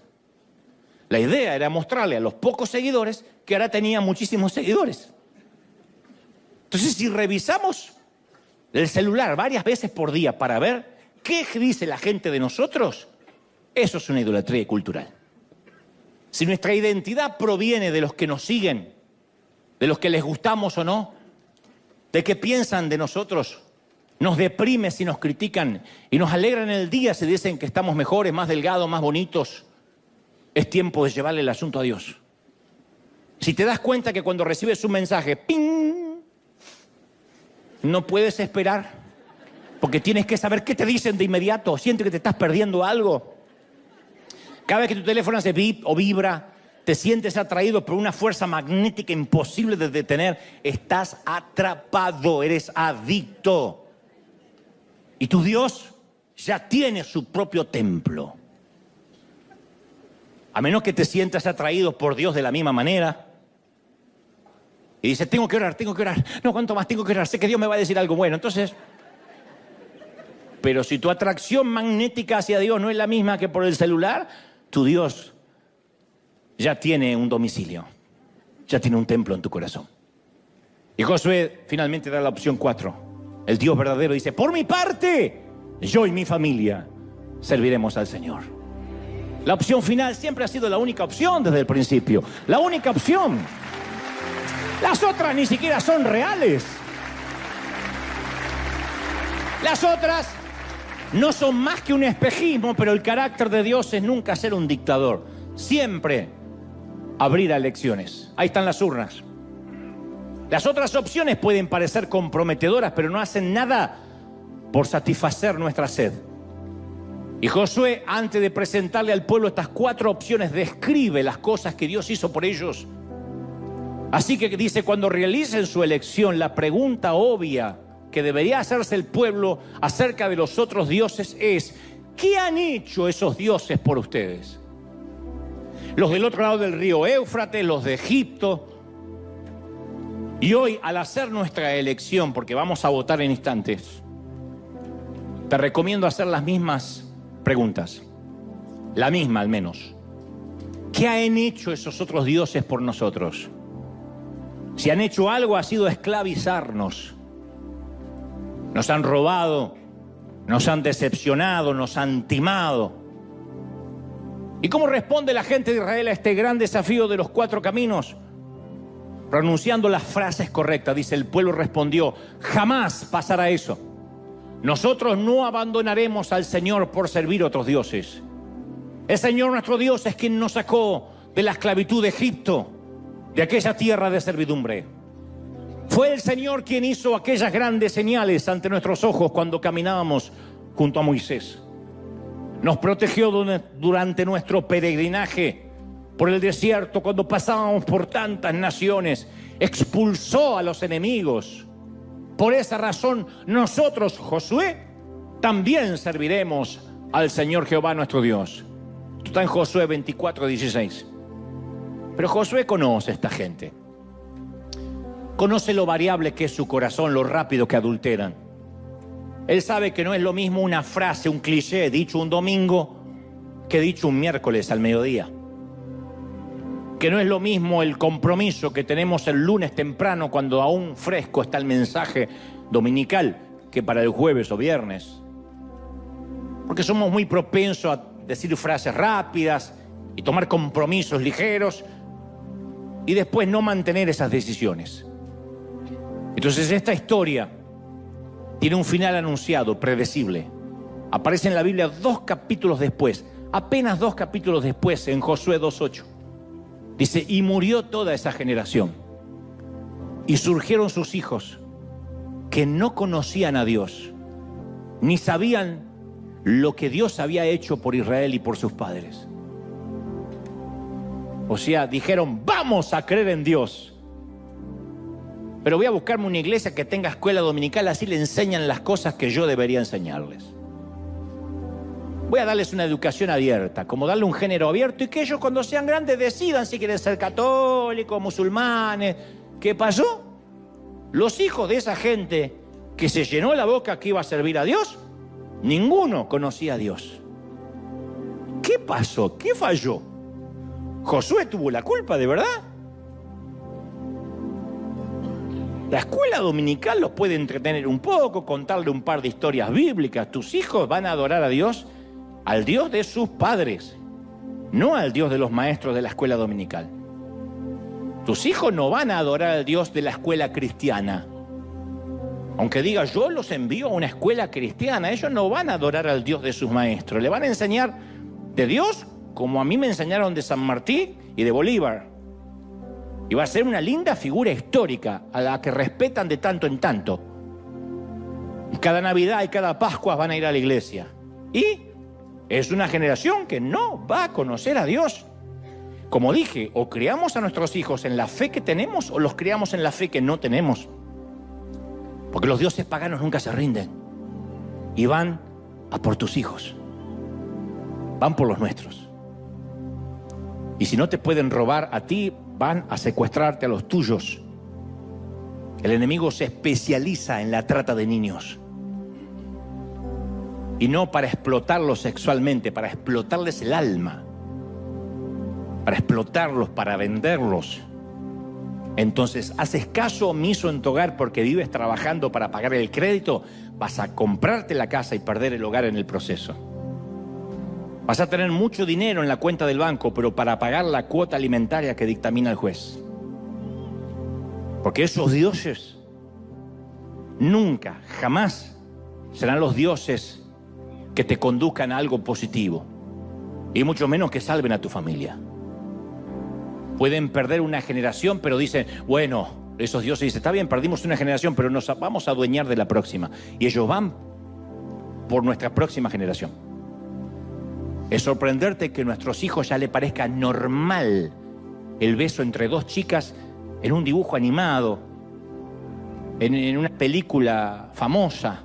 Es normal que les parezca que en sus propios colegios tengan novios a los 12, 13 años, pero hoy tengo un novio y mañana tengo una novia. Hoy tengo una compañera que es novia de otra chica, pero mañana quiere ser novia porque se levantó pansexual, transexual, y para eso es normal. Y eso no va a mejorar, porque esos dioses van a por nuestros hijos. Puede ser que te dejen por un día, pero regresarán mañana. Y nuestro Dios es un Dios que se sigue autodefiniendo sin pudor, un Dios celoso. Ese atributo que tantas veces pasamos por alto, soy celoso. Así que hoy, aquí y en casa, tengo que hacerte la misma pregunta que Josué le hizo al pueblo hace miles de años atrás. Entrégate al Señor y sírvele fielmente solamente a Él. Pero si te parece servir mal al Señor, elige tú mismo a quién vas a servir. Y hoy puedes elegir servir al Dios de tus padres, que adoraron durante toda tu niñez y que heredaste consciente o inconscientemente. O a los dioses malolientes de tu propio pasado que aún llevas pegado a la suela de tus zapatos. o a los dioses de la cultura que te rodea y que asumes como algo normal y orgánico. O bien, puedes elegir al verdadero Dios. Por mi parte, yo y mi familia serviremos al verdadero Señor.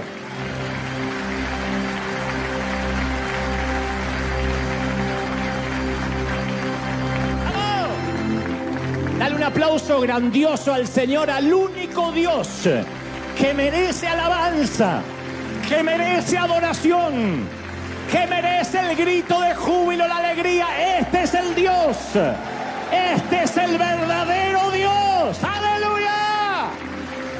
¡Bendito eres! Este es el verdadero Dios al cual servimos. Mi casa y yo serviremos a Jehová. ¿Estamos listos para esa decisión? Las votaciones están abiertas.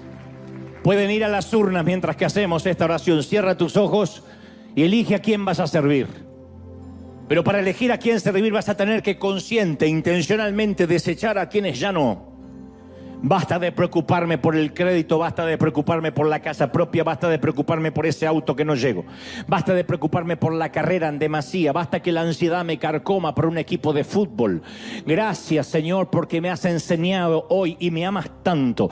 Cómo te ama el Señor, princesa, cómo te ama, príncipe. Si no, no te hablaría como te habla hoy. Vamos a desechar todo aquello que nos condiciona, a quitarnos de encima aún los dioses de nuestros padres, el Dios de la miserabilidad, el Dios de quizá mañana no haya, el Dios del trabajo, el Dios del placer ridículo, el Dios de las cisternas rotas. Y vamos a correr hacia el agua viva, Señor. La identidad está en ti.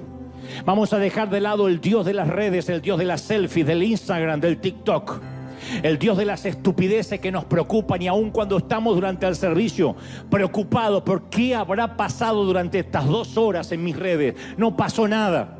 Será lo último que pienses cuando estés en la cama de un hospital.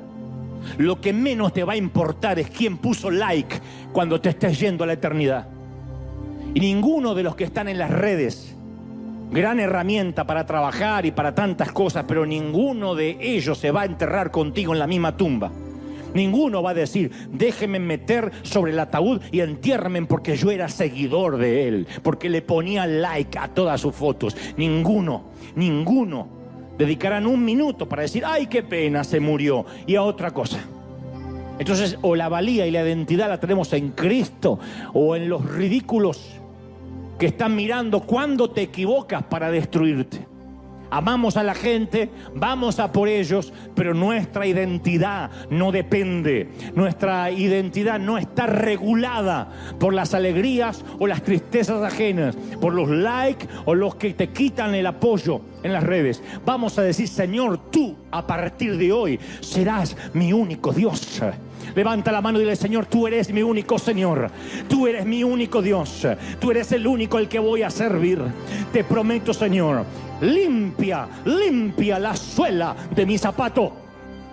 Limpia la mugre, el estiércol de los dioses malolientes de mi pasado. Y ahora limpia todo lo que dejaste atrás. Al Dios de tus padres, al Dios de Egipto, al Dios de la cultura, y al Señor solo adorarás y al solo servirás, porque Dios tiene solo un trono, no un sofá de 2 plazas. Yo no comparto mi gloria y te quiero en una relación íntima, no abierta, en una relación monogámica, dice el Señor. Santo, santo. Todos digan, Padre, tu Espíritu Santo sella esta palabra ahora. Espíritu Santo, sella, imprime esta palabra en los corazones, porque solo he hablado al intelecto, pero tú has hablado mientras a donde yo